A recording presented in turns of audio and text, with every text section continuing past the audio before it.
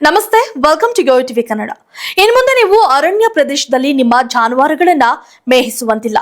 ರಾಜ್ಯದಲ್ಲಿ ಇರುವ ಅರಣ್ಯ ಪ್ರದೇಶ ಸಂರಕ್ಷಣೆ ಮತ್ತು ವನ್ಯಜೀವಿಗಳ ಹಿತದೃಷ್ಟಿಯಿಂದ ಅರಣ್ಯದ ಒಳಗೆ ದನ, ಕರು, ಮೇಕೆ, ಕುರಿ ಮುಂತಾದ ಸಾಕು ಪ್ರಾಣಿಗಳನ್ನ ಮೇಯಿಸುವುದನ್ನು ನಿಷೇಧಿಸಲು ನಿಯಮಾನುಸಾರ ಕ್ರಮ ವಹಿಸುವಂತೆ ಅರಣ್ಯ, ಜೀವಿಶಾಸ್ತ್ರ ಮತ್ತು ಪರಿಸರ ಸಚಿವ ಈಶ್ವರ ಖಂಡ್ರೆ ಸೂಚನೆ ನೀಡಿದ್ದಾರೆ. ಇದು ಅರಣ್ಯ ಸಚಿವ ಈಶ್ವರ ಖಂಡ್ರೆ ಅವರ ಹೊಸ ಆದೇಶ. ಈ ನಿರ್ಧಾರದ ಹಿಂದಿನ ಕಾರಣಗಳು ಏನು? ಇಲ್ಲಿದೆ ಸಂಪೂರ್ಣ ಮಾಹಿತಿ.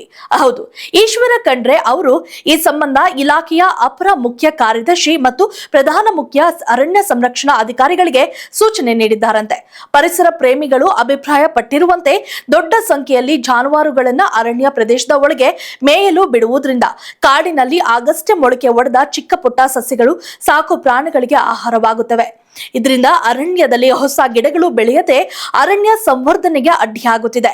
ದೊಡ್ಡ ಸಂಖ್ಯೆಯ ಸಾಕು ಪ್ರಾಣಿಗಳು ಕಾಡಿನಲ್ಲಿ ಮೇಯುವುದರಿಂದ ಕಾಡಿನಲ್ಲಿ ಇರುವ ಸಸ್ಯಾಹಾರಿ ವನ್ಯ ಪ್ರಾಣಿಗಳಿಗೂ ಕೂಡ ಮೇವಿನ ಕೊರತೆ ಉಂಟಾಗುತ್ತಿದೆ. ಅಷ್ಟೇ ಅಲ್ಲದೆ ಊರಿನಿಂದ ಕಾಡಿಗೆ ಮೇಯಲು ಹೋಗುವ ಪ್ರಾಣಿಗಳಿಂದ ವನ್ಯಜೀವಿಗಳಿಗೆ ಸಾಂಕ್ರಾಮಿಕ ರೋಗಗಳು ಹರಡುವ ಸಾಧ್ಯತೆಯೂ ಕೂಡ ಇರುತ್ತದೆ ಎಂಬ ಅಂಶವನ್ನ ಸಚಿವರು ಉಲ್ಲೇಖಿಸಿದ್ದಾರೆ. ಇನ್ನು ಅರಣ್ಯ ಸಂವರ್ಧನೆಯಾಗದಿದ್ರೆ ಅದು ಆ ಅರಣ್ಯದಲ್ಲಿ ಹರಿಯುವ ನದಿಗಳ ಮೇಲೂ ಕೂಡ ಪರಿಣಾಮ ಬೀರುತ್ತದೆ.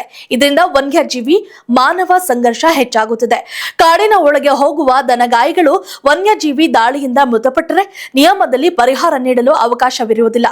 ಇದಲ್ಲದೆ ಕಾಡಿನಲ್ಲಿ ಇರುವ ವನ್ಯಜೀವಿಗಳು ಮೇಯಲು ಹೋದ ದನಕರುಗಳನ್ನ ಕೊಂದಾಗ ಆಕ್ರೋಶಗೊಂಡ ಕೆಲವರು ಮೃತ ಜಾನುವಾರುಗಳಿಗೆ ವಿಷ ಹಾಕುತ್ತಿದ್ದಾರೆ. ಇದರಿಂದ ವನ್ಯಜೀವಿಗಳು ಸಾವಿಗೀಡಾಗುತ್ತಿವೆ.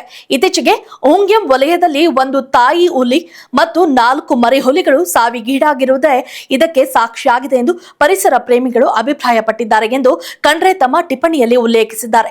ಈ ಮೊದಲು ಮದ್ರಾಸ್ ಹೈಕೋರ್ಟ್ ತಮಿಳುನಾಡಿನ ಅರಣ್ಯದ ಒಳಗೆ ಸಾಕು ಪ್ರಾಣಿಗಳನ್ನ ಮೇಯಿಸುವುದರ ವಿರುದ್ಧ ನೀಡಿದ ತೀರ್ಪಿನ ಬಳಿಕ ನೆರೆಯ ರಾಜ್ಯದಿಂದಲೂ ನಮ್ಮ ರಾಜ್ಯಕ್ಕೆ ದನ ಕರುಗಳನ್ನ ತಂದು ಕಾಡಿನಲ್ಲಿ ಮೇಯಿಸಲಾಗುತ್ತಿದೆ ಎಂಬ ಅಂಶವನ್ನು ಕೂಡ ಸಚಿವರು ತಿಳಿಸಿದ್ದು, ಕರ್ನಾಟಕ ರಾಜ್ಯದ ಅರಣ್ಯ ಸಂರಕ್ಷಣೆ ಮತ್ತು ಸಂವರ್ಧನೆಯ ಹಿನ್ನೆಲೆಯಲ್ಲಿ ರಾಜ್ಯದ ಎಲ್ಲಾ ಅರಣ್ಯ ಪ್ರದೇಶದ ಒಳಗೆ ಸಾಕು ಪ್ರಾಣಿಗಳನ್ನ ಮೇಯಲು ಬಿಡುವುದನ್ನು ನಿರ್ಬಂಧಿಸಲು ಮತ್ತು ನಿಷೇಧಿಸಲು ನಿಯಮಾನುಸಾರ ಕ್ರಮ ವಹಿಸಲು ಸೂಚನೆ ನೀಡುವುದಾಗಿ ಈಶ್ವರ ಖಂಡ್ರೆ ಹೇಳಿದ್ದಾರೆ.